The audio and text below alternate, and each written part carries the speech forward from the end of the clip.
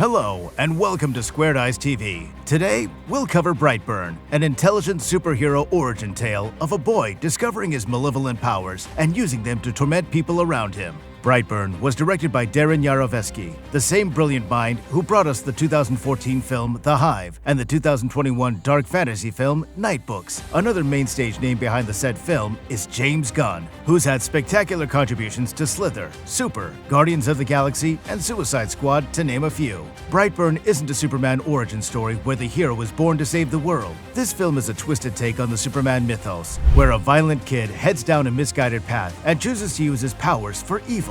With impressive attention to detail, disturbing scenes, stellar performances, and uncharted territories, Brightburn is definitely something you need to add to your watch list. If you like this video, remember to hit like and subscribe. The story begins on a farm in Brightburn, Kansas, where the couple, Tori and Kyle Brayer, struggle to become pregnant. While they're making out, they suddenly feel the ground shake and the lights go out. They later see a bright red light in the distance and decide to check it out. The Brayers enter the forest to find a spaceship at the crash site with a baby inside, whom they choose to adopt and name Brandon. Fun fact, our first Superman reference is how Brightburn has a strong connection to Smallville. Both are in Kansas and was named after the town where the main characters lived. Well, years have passed, and Brandon is already turning 12. Tori tells Brandon to get ready for school, but he insists on playing hide-and-seek with his mother. She later finds him in the barn, which his parents tell him to stay away from. Later in class, they're discussing about insects and hives. His teacher calls him out, who she assumed wasn't listening, as he seemed distracted with his drawing. He answers the question, but when he passionately starts talking about maggots, his classmates tease him for being weird. Just your typical origin story where our hero is bullied by his classmates.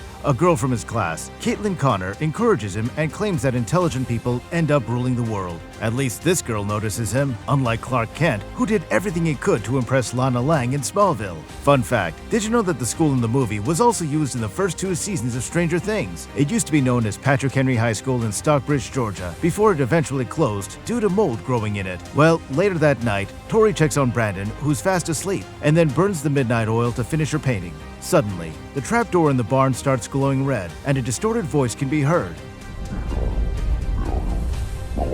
The lights flickered, and feedback could be heard on the radio, to which Brandon started convulsing and suddenly stopped. He's later seen sleepwalking and jumping out of the window. Tori hears noises outside and decides to check it out when she thinks she sees Brandon out.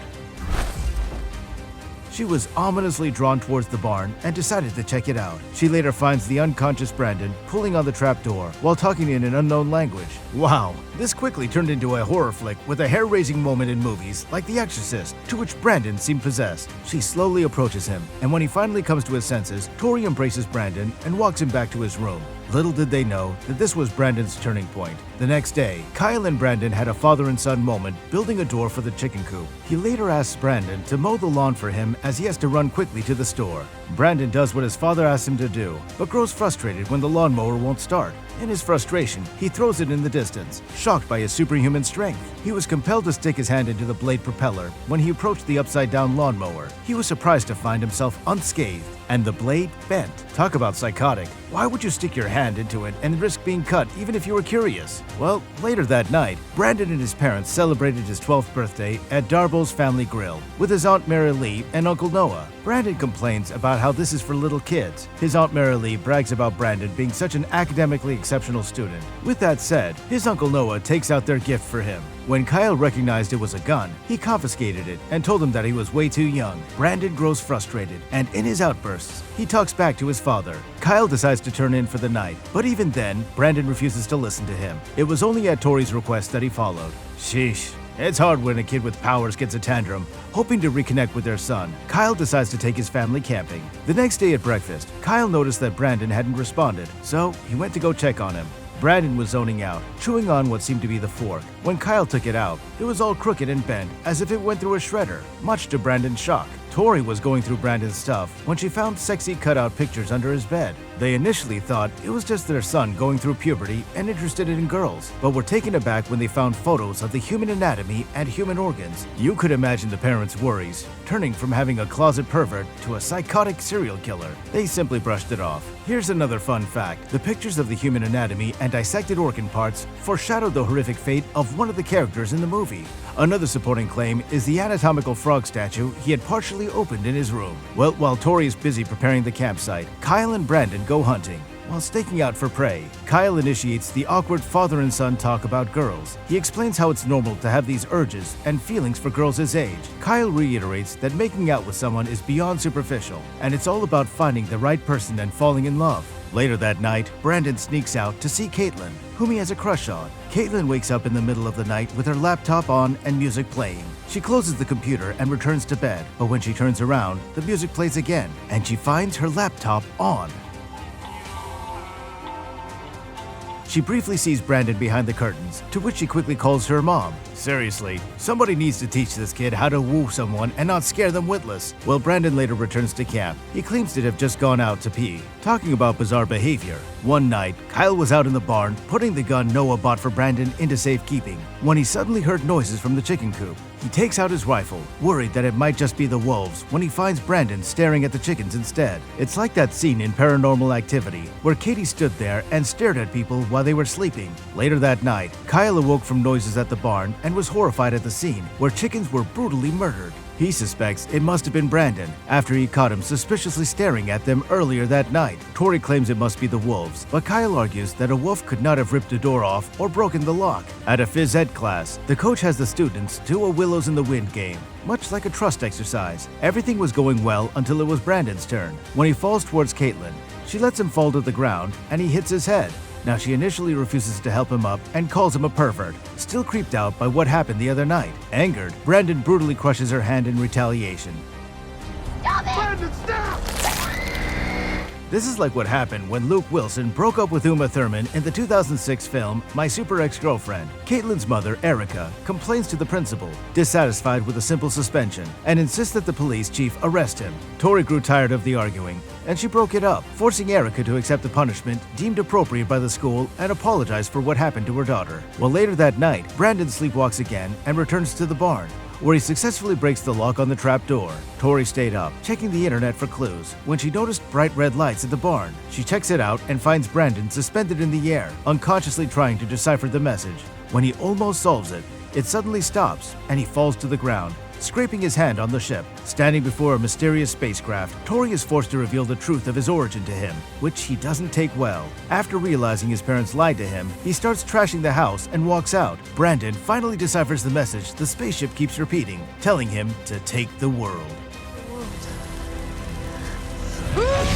Realizing that he's different, Brandon checks on Caitlin and apologizes for breaking her hand. He explains how he learned that he's special and believes that the world will know one day too. Shivering in fear, Caitlin tells him that she's not allowed to talk to him, to which he explains that he'll have that taken care of. Seriously, this is not how you impress a girl into liking you. Now here's another fun fact.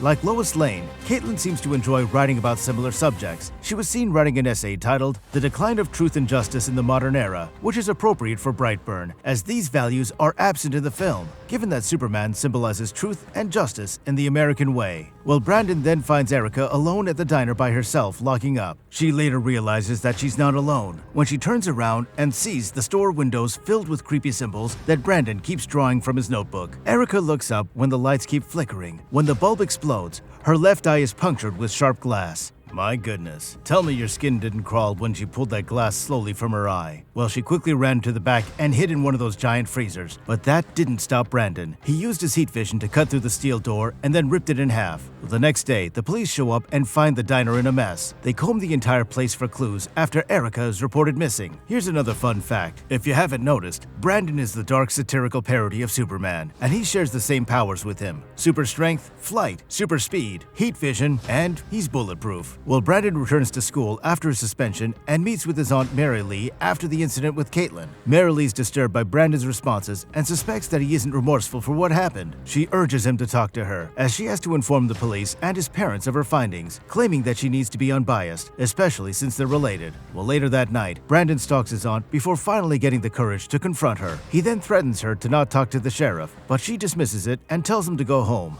Later, the motion sensors at her place start acting up. Mary Lee goes out to check check on it, giving Brandon time to sneak inside. When she's about to sleep, Brandon watches her outside her door when her husband walks in after drinking with his friends. Now, before he sleeps, he goes to the bathroom to brush his teeth, where Brandon is hiding, clinging to the walls. And here I thought he was Spider-Man. Well, worried he'd get caught, he quickly runs to the closet, but Noah finds him instead. Noah's furious at him for sneaking into his house at night. He drags Brandon back to his car so he can drive him back to his home. Brandon begs him not to tell his parents, but when he refuses, Brandon decides to silence him. He wears his mask and throws him against the wall. Scared for his life, he drives away, but Brandon attacks his car to push him off the road. When his car breaks down, Brandon slowly approaches him and lifts the car from behind. He then drops it from the air, with Noah breaking his jaw against the steering wheel. Here's another fun fact. One of the most iconic scenes in the movie is when Brandon lifts the vehicle, which is a reference to the Superman comic book Action Comic number 1, where he's seen lifting a car to save a pedestrian. In Brightburn, it's the opposite of saving someone, and Brandon uses it to kill his own uncle. Well, later that night, Kyle had a vivid nightmare when Tori found Brandon in the forest by the spaceship. She reached out to him as she was bleeding out all over. When he checked on the baby she was carrying, his eyes glowed and suddenly jumped at him, to which a call woke him. How about another fun fact? Another Superman reference is in the flashback when Tori holds a baby wrapped in a red blanket, similar to how the Kents in Superman found Clark in the same red blanket. Another fun fact, Brandon's mask is made from the same cloth as that blanket that he was found in, whereas Superman's cape was made from the same baby blanket wrapped around him when the Kents found him in the crash pod. Brandon's mask resembles that of insects, which Brandon was obsessed with, as seen in the opening when they were discussing bees and wasps. Well, Kyle and Tori quickly drive to the hospital after Mary Lee informs them that Noah is dead. Cops found him dead by Route 18, where they think he swerved trying not to hit a deer. She explains to them that they're doing a toxicology report to rule out if he was drunk, to which Kyle explains that he only had a couple of beers to drink and that he was still more than capable of driving himself. Before they left, Mary Lee mentioned that Brandon stopped by the house and wondered if he safely returned home. The next day, Kyle and Tori confront Brandon and break the sad news of Noah's passing. Although his uncle died, Brandon seemed indifferent and apathetic that even he pointed out how they expected him to cry, but he didn't.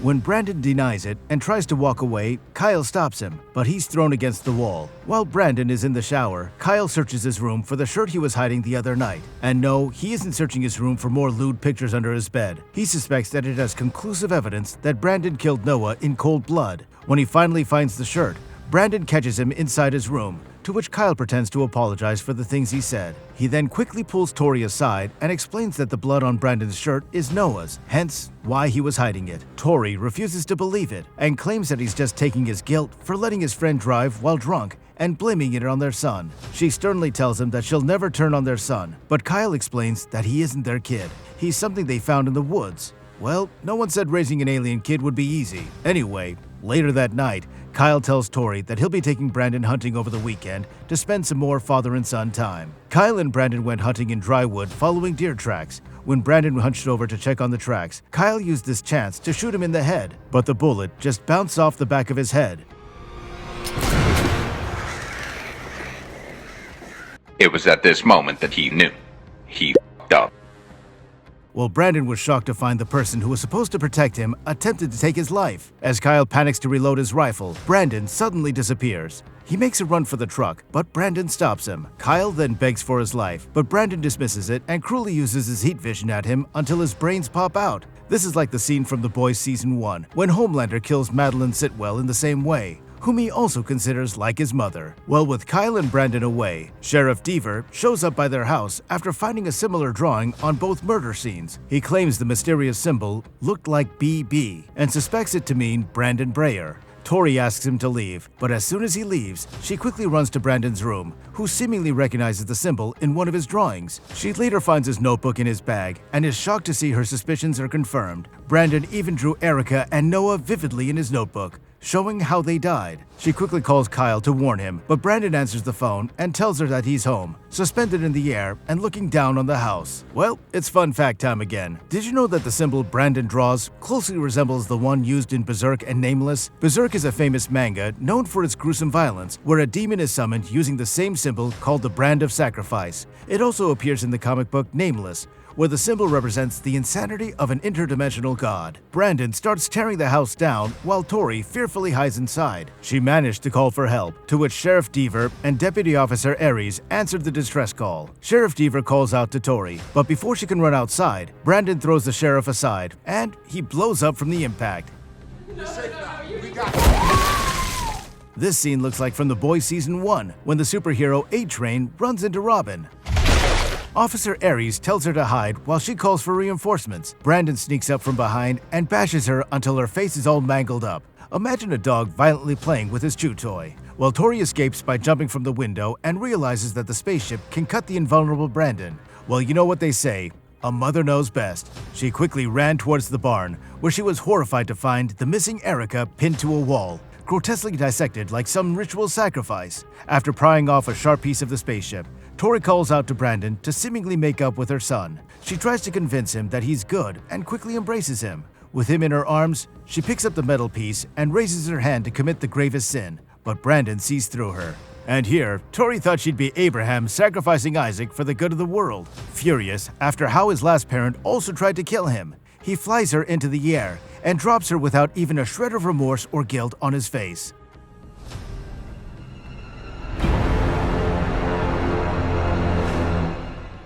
Another Superman reference is how Brandon flies his mother into the air, likened to how Superman flies Lois after revealing his identity to her. To cover his tracks and what happened at the house, Brandon crashes an airplane to make it seem like an accident. He then casually eats a cookie, pretending to be the sole survivor of such a horrific accident. Talk about psychotic killers. He looks like a young Ted Bundy. Meanwhile, news of a shadowy figure over Brightburn has been the talk of the town. Strange rumors start spreading about how chaos and destruction follow this shadowy figure. He even went to burn the symbol on a farm, just like how it looked in the 2002 horror film Signs. Here's another fun fact. Did you know that Superman is always seen saving a crashing airplane in every movie adaptation? Brightburn, on the other hand, subverts the story by making Brandon cause the airplane crash. Another fun fact, as the credits are rolling, a cameo of our beloved Guardians of the Galaxy actor Michael Rooker, known to have collaborated in several of Gunn's movies, plays the YouTube personality / conspiracy theorist, warning people that superpowered beings are real and that they're already among them. He then flashes photos of people he suspects are superpowered beings, including a photo of the Crimson Bolt from James Gunn's first movie, Super. To prove that they're both in the same universe, the diner where Erica works is called Darbo's Family Grill, to which Crimson Bolt's identity is Frank Darbo, which is more than a coincidence. Rooker also mentions a half-man, half-sea creature, and a witch who chokes people with ropes, which are dark parodies of Aquaman and Wonder Woman, known associates of Superman. With Gunn building his own dark DC universe, does this make the Crimson Bolt the dark parody of Batman? The introduction of other superpowered individuals certainly paves the way for a sequel to Brightburn, confirmed to be in the making, to provide another twisted nightmare of an expanding and disturbing superhero universe. Well, thank you for watching. If you enjoyed the video, remember to hit like and subscribe. Make sure to tap that bell to be notified about our latest videos. And with that, we'll see you next time.